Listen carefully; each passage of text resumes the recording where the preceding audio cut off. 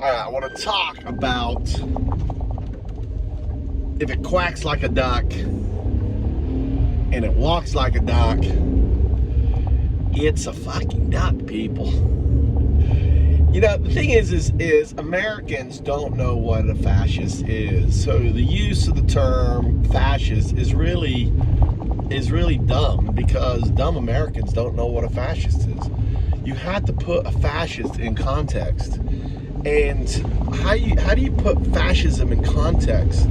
You lead by example. The closest thing, right, to fascism that Americans understand, right, is Hitler. The fact that the vice president of America described the current president as America as the American Hitler is golden. This is why we call Trump the American Hitler. Now, the problem with calling Trump the American Hitler is Hitler was an atrocious guy who ultimately killed so many, right? But that happened over time. Hitler wasn't murdering people in 1932. He hadn't started murdering people in early 1933. But what did he do in 1933 after he was elected? And let's examine how he was elected. He was elected by pushing a big lie. He was elected by demonizing the institutions and media. He was elected, on the call to make Germany great again. Germany first. Right? These are fascist tropes. But the thing is, an American who isn't very smart, who's dumb, doesn't understand that. Germany was a great nation before. Right? When Hitler was running, Germany was make Germany great again. Was pre-World War I. World War I had destroyed Germany with all the concessions and everything else. And ultimately, Hitler, who was a war hero, wrote a book, Mein Kampf, basically a manual on how to make Germany great again, which, according to Trump's first wife, in deposition, he slept by. So, this is why it's so important to call Trump the American Hitler 1933. Because 1932 passed all of the elements that Hitler used and demonizing of a group. Let's not forget that. Hitler demonized the Jews. Trump is demonizing the undocumented.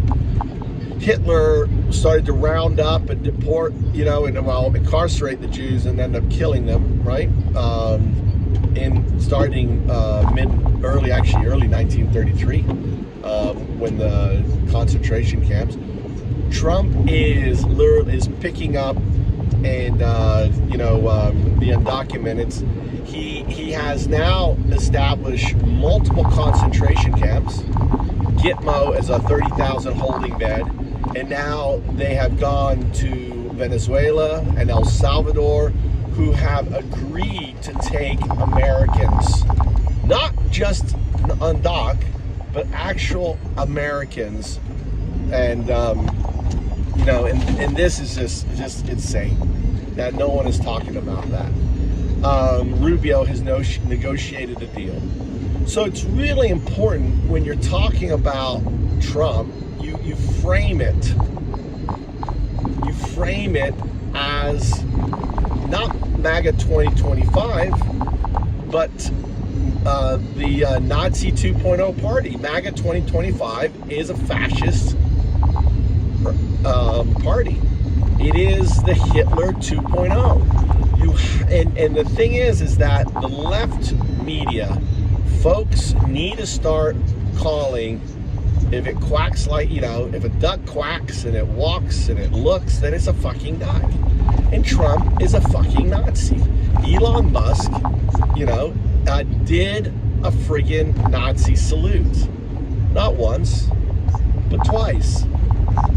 Right? This is insane that we get upset because we call Trump a Nazi. He fucking is a Nazi.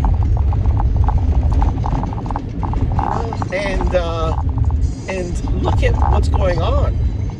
He has a South African whose grandfather was a Nazi. Right? His grandfather escaped to South Africa. He attacked U.S. aid, which supported apartheid. He grew up in apartheid as a beneficiary of it, as a white South African. And, that's the first, he's taking out retribution on his enemies. He has his own enemies list.